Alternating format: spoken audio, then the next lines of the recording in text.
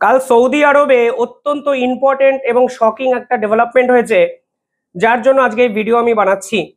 Donald Trump তার advisory বোর্ডে এমন দুজনকে স্থান দিয়েছেন, তাতে পৃথিবীর অনেক অঙ্ক তিনি বদলে দিতে পারেন। যাকে স্থান দিয়েছেন সেই দুই ব্যক্তি ফরমার আল কায়দা এবং লস্কর-ই তৈয়বার সঙ্গে যুক্ত ছিলেন। আন্তর্জাতিক স্তর ডোনাল্ড ট্রাম্পকে রীতিমতো ছিঁড়ে খাচ্ছেন এবং এই সিদ্ধান্তের বিপক্ষে প্রশ্ন তুলছে। কাদের তিনি স্থান দিলেন? কি এমন অঙ্ক নতুন করে উনি বদলে দিতে চাইছেন? এমনকি আমেরিকার একাধিক বিশ্লেষক এই সিদ্ধান্ত নিয়ে কি বলছে, এমনকি ভারত এর ফলে ঠিক কতটা বিপাকে পড়তে পারে, সবকিছুই আলোচনা করব আজকের এই ভিডিওতে। আপনারা দেখছেন দ্য ইন্ডিপেন্ডেন্ট নেটওয়ার্ক। যারা এই চ্যানেল দেখছেন তাদের ছোট্ট একটা অনুরোধ, ইন্ডিপেন্ডেন্ট বেঙ্গলের পাশাপাশি এই চ্যানেলটিকে সাবস্ক্রাইব করে রাখবেন। আমি নিয়মিত বহির্বিশ্বের যত ইম্পর্টেন্ট খবর আছে আমি আপনাদের সামনে তুলে ধরার চেষ্টা করব। এবার আসি আসল কথায়, কি নিয়ে এত বিতর্ক? আপনারা জানেন ডোনাল্ড ট্রাম্প সৌদি আরব সফরে গেছেন এবং ডোনাল্ড ট্রাম্প সৌদি আরব সফরে গিয়ে একাধিক বিস্ফোরক কথাবার্তা তিনি বলেছেন। কখনো তিনি বলেছেন অ্যাপেল যেন ভারতবর্ষে না আসে, আমেরিকার আরো নতুন কাজ তৈরি করুক অ্যাপেল, এই ধরনের কথাবার্তা বলেছেন, আমি আপনাদের সামনে তুলে ধরেছি। তবে এবার ডোনাল্ড ট্রাম্প যে সিদ্ধান্ত নিলেন তা এক কথায় শকিং। কিন্তু এই শকিং সিদ্ধান্তের পিছনে অনেক সমীকরণ কিন্তু আছে, তা কিন্তু আপনাদের জানা প্রয়োজন। দুজন এমন ব্যক্তি যারা জিহাদি আন্দোলনের সঙ্গে জড়িত ছিলেন এবং এই দুজন জিহাদিকে এবার ডোনাল্ড ট্রাম্প তার নিজের যে রিলিজিয়াস ফ্রিডম অ্যাডভাইসারি বোর্ড আছে সেখানে জায়গা দিলেন। এই দুইজন ব্যক্তি স্পেশালি, আরও এর মধ্যে একজন অত্যন্ত গুরুত্বপূর্ণ যিনি সরাসরি আল কায়দার হয়ে কাজ করেছেন এবং আরও একজন যিনি সরাসরি লস্কর-ই তৈয়বার অন্যতম নেতা ছিলেন এক সময়। কিছুদিন আগে আমি একটি ভিডিওতে বলেছিলাম ভারত এবং পাকিস্তান এই যুদ্ধে সংঘর্ষ বিরোধী করিয়ে ডোনাল্ড ট্রাম্প চাইছেন নোবেল পেতে। এই দাবিটি আমেরিকার পক্ষ থেকে তোলা হয়েছিল লনা রুমার দ্বারা। এই লনা রুমার হলেন প্রো ট্রাম্প অ্যাক্টিভিস্ট।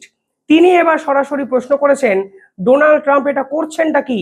কারণ এই দুই ব্যক্তি আসলে ভারতের উপর বিভিন্ন সময় অ্যাটাক করার চেষ্টা করেছেন এবং 9/11-র মতো গুরুত্বপূর্ণ যে সাবজেক্ট আমেরিকায় হয়েছিল, যেখানে টুইন টাওয়ারের ভিতর দিয়ে বিমান ঢুকে যায়, তার সঙ্গে কোথাও না কোথাও লিঙ্ক এই দুই ব্যক্তির আছে। এই দুই ব্যক্তির নাম কি? একজনের নাম ইসমাইল রোয়ার এবং দ্বিতীয় জনের ব্যক্তির নাম শেখ হামজা ইউসুফ। স্পেশালি ইসমাইল রোয়ারের বিরুদ্ধে অভিযোগ কিন্তু এনেছেন এই লরা লুমার।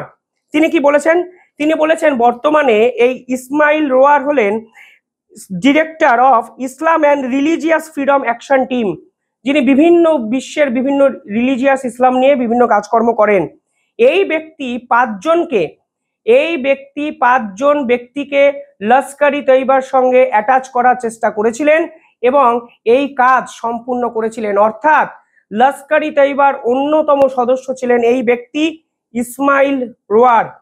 এই একজনের নাম আবার ছিল ইব্রাহিম আহমেদ।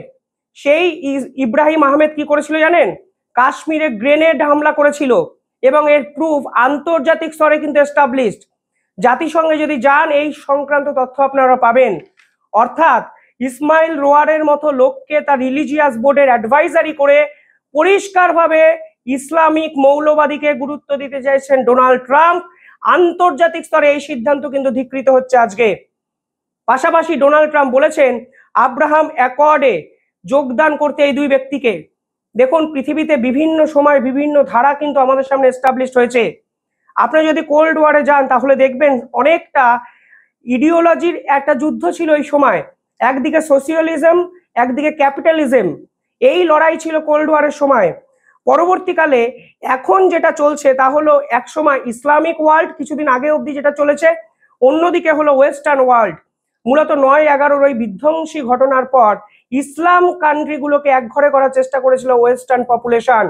একে বলা হয়েছিল ক্ল্যাশ অফ সিভিলাইজেশন।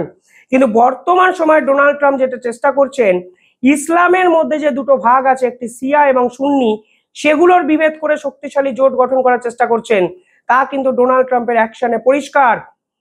এই ইসলামিক বিভিন্ন দেশগুলো, সৌদি, কাতার, একাধিক দেশগুলো কিছুদিন আগে বলছিলেন হামাসকে নৃশংসভাবে হত্যা করছে ইসরায়েল, এবং ইসরায়েল কাদের সাহায্য করছে? আমেরিকার সাহায্য করছে। তাই আমেরিকাকে বয়কট করো। ইরানের ক্লোজড হওয়ার চেষ্টা করেছিলেন কিছু জন, বলেছিলেন হামাসের মতো গোষ্ঠীকে যারা শেষ করছে তারা এই পৃথিবীর শত্রু। আর আজকে দেখুন ইসলামিক একাধিক দেশ যেমন সৌদি আরবের মতো দেশ ডোনাল্ড ট্রাম্পের অন্যতম বন্ধুত্বপূর্ণ একটা জায়গায় সম্পর্কটাকে নিয়ে যাওয়ার চেষ্টা করছেন। কারণটা স্পষ্ট, শিয়া এবং সুন্নি। ডোনাল্ড ট্রাম্প ঠিক এই যুদ্ধটাই খেলতে চাইছেন, বর্তমানে সুন্নি সম্প্রদায় মুসলমানদেরকে নিয়ে এক বৃহত্তর শক্তিশালী জোট তৈরি করতে চাইছেন, যেই জোটে সুন্নি সম্প্রদায়ের মানুষ, ইসরায়েলের জিউস এবং খ্রিস্টানদের নিয়ে একটি জোট গঠন করতে চাইছেন। এবং বিপরীতে আপনারা যদি লক্ষ্য করেন তাহলে দেখবেন শিয়া সম্প্রদায়ের মুসলিমরা ইরান, রাশিয়া, চীন এদেরকে নিয়ে একটি শক্তিশালী জোট গঠন করতে চাইছে। অর্থাৎ পরিষ্কারভাবে ক্ল্যাশ অফ রিলিজিয়ান এবং রিলিজিয়ান সেন্টিমেন্টকে কাজে লাগিয়ে ডোনাল্ড ট্রাম্প এই বিস্ময়কর জিনিসপত্রগুলো করছেন, যা ভারতকে কিন্তু বিপাকে ফেলতেই পারে। পাশাপাশি আরো একটি ছবি আপনাদের দেখাবো। এই ছবিতে আপনি দেখুন বর্তমানে ডোনাল্ড ট্রাম্প যার সঙ্গে দাঁড়িয়ে আছেন তিনি সিরিয়াতে পাওয়ারে এসছেন।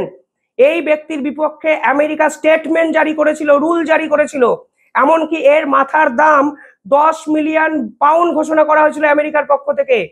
এই ব্যক্তি সিরিয়াতে বর্তমানে ক্ষমতাধীন এবং আপনারা জানেন এই ব্যক্তির নামে একাধিকবার আমেরিকার পক্ষ থেকে বিস্ফোরক কথাবার্তা বলা হয়েছে।